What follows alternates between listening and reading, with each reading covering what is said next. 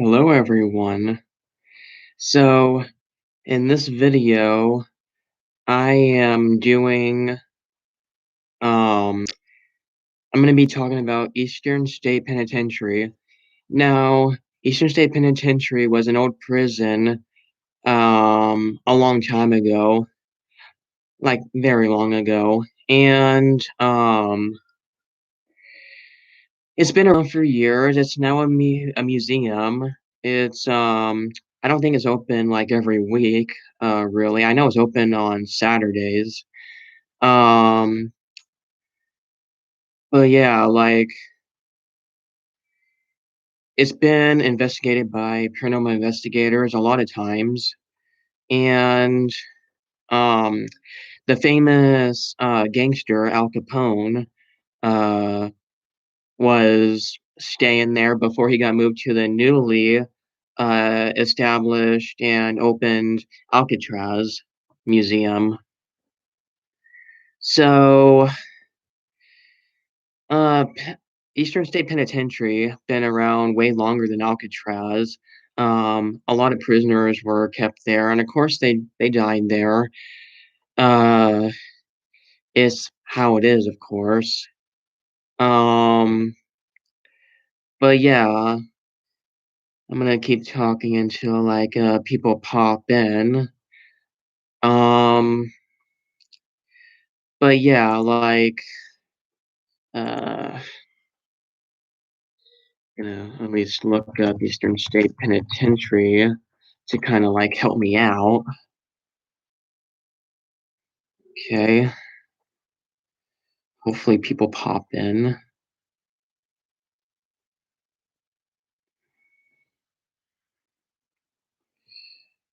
History on it. Okay. Eastern the Eastern State Penitentiary, also known as ESP, is a former American prison in Philadelphia, Pennsylvania. It is located at 2027 Fairmount Avenue between Corinthian Avenue and North 22nd Street in the Fairmount section of the city, and was operational from 1829 until 1971. So, yeah, that's how it was. My last live stream was about the Conjuring House, and I did pretty well on it. So I wanted to try another live stream and see how it goes. Thank you guys for the 10 subscribers. Very well and good. Um, People can ask anything while I'm doing this live stream. Feel free to go into the chat. Tell me what you like about this. Ask me questions while I'm talking. That's what I'm here for. Anything really.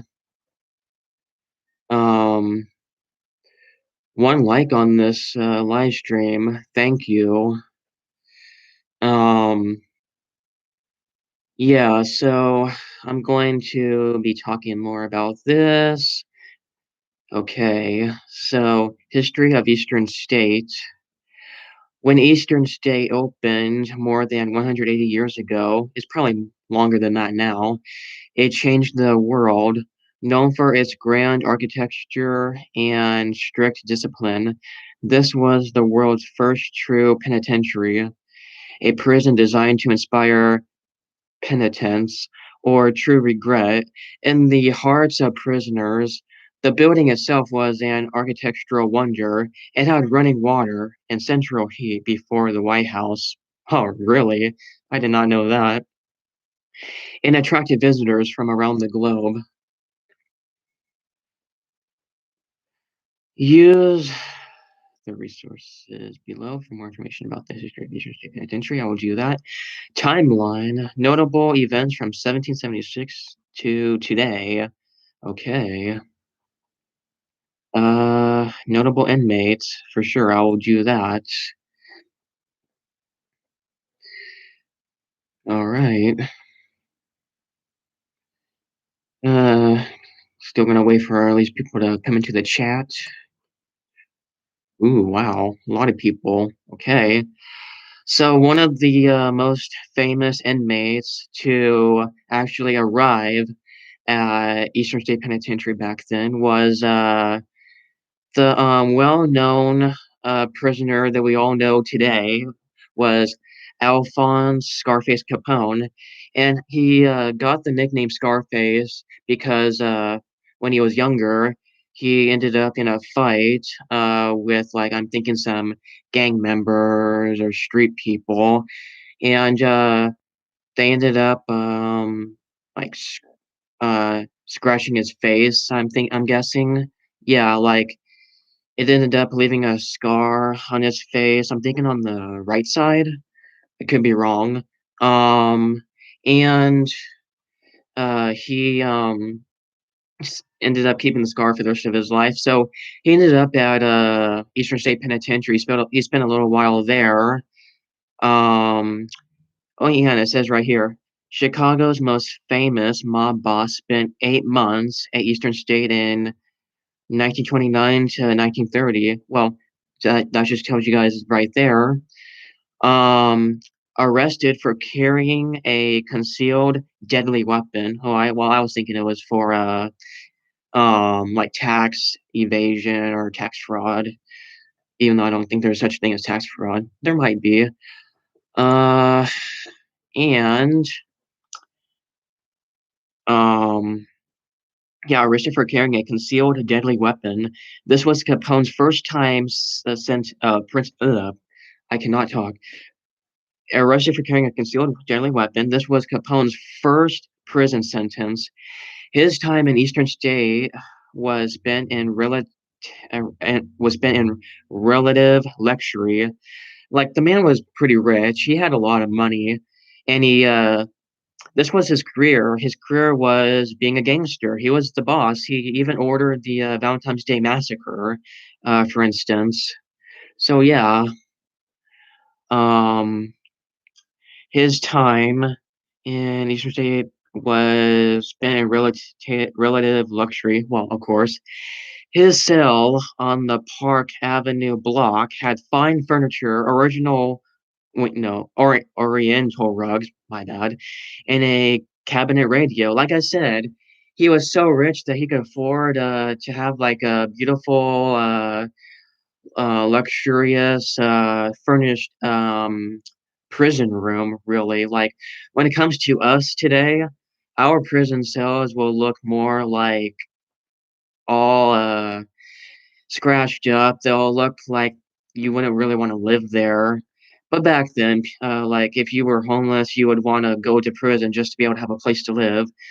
Well, like with this man, he Alphonse Capone, like I said, pretty uh he was pretty rich. So any rich person today, they could like spend millions or billions of dollars just to like be able to put stuff in their cell. So yeah, uh, so yeah, that's him. He he was a pretty he was a pretty bad man. People like uh people would try to get him like locked up because he would he would do so much bad stuff. So like they were trying to like pin him for the Valentine's Day massacre because like basically like he ended up ordering it. And yeah, like after all that, I'm thinking he was evicted of tax evasion. People kept pinning this on him. Like the first time he was accused of like what tax evasion, or any of this was he wasn't in court, but there was not enough evidence to really pin him, or they couldn't pin him. So like he ended up acquitted. He was sent loose.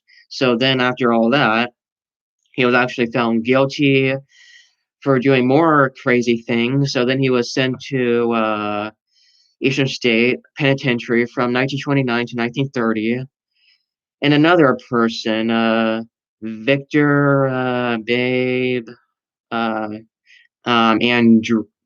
Andrioli. So yeah, like a lot of stuff happened.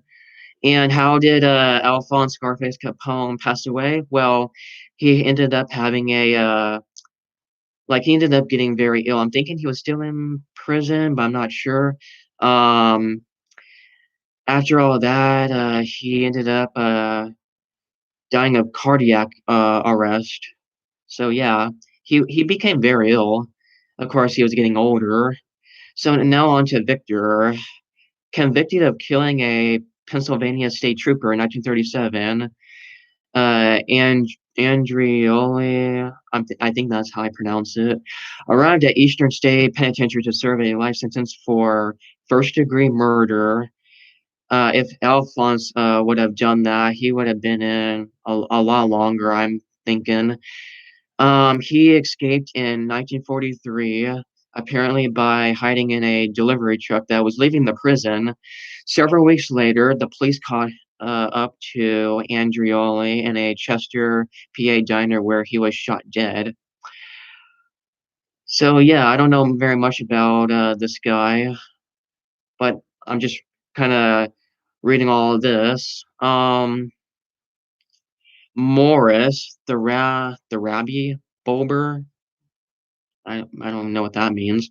When Morris, the Robbie Border, entered Eastern State in 1942, he was serving a life sentence as a member of an arsenic murder ring located in Philadelphia, called a veteran witch doctor and compounder of charms. Olber was one of the leaders of the group. They appealed to women who were willing to murder husbands. Arsenic was not the only method used um, in order to collect on their husband's insurance policies. In order to collect on their husband's insurance policies, okay, that's a ending right there. Period. Between 1932 and 1937, the group was responsible for the deaths of at least 30 people. 16 men and women were convicted for participating in the syndicate, including Bulber and Horace Perlman, who also served time at Eastern State for the murders. Wow. After this incarceration, Bulber joined the Jewish congregation in the new Eastern State Penitentiary synagogue. Synagogue. Synagogue. I don't know. I can't pronounce these words. I'm sorry. One of the penitentiary's most dedicated volunteers, Joseph Paul, also took an interest in him. Mr. Paul's concern deeply moved Bulwer. Less than 2 weeks before his death at Eastern State in 1954, Bulwer wrote of the volunteer, "As for me, I remember his numerous, never to be forgotten acts of kindness shown me. Therefore will I pray for him, a prayer he surely deserves for all the good he has done for me." Okay, 9:56 p.m. I'll go for just a few more seconds and all. Then I'll have to get off. It's getting closer to like my time going to bed, really. So I'll see. Did anyone show up? No. Okay. Well, you guys will be able to watch this after I upload it. All right. At least I got one like. Thank you very much.